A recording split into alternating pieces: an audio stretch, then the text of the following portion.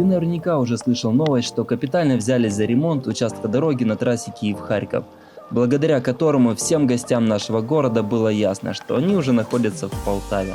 Мне стало безумно интересно, как движется процесс восстановления трассы на том месте, где ее по факту нет уже лет 5.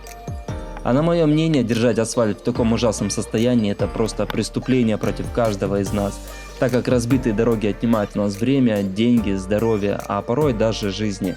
И все мы прекрасно это понимаем, так что долго расписывать не буду. Данное видео снято 12 марта с одной простой целью – увидеть, как быстро выполняют обещания наши местные политики, и по завершению работ постараюсь отснять для вас долгожданный всеми нами результат.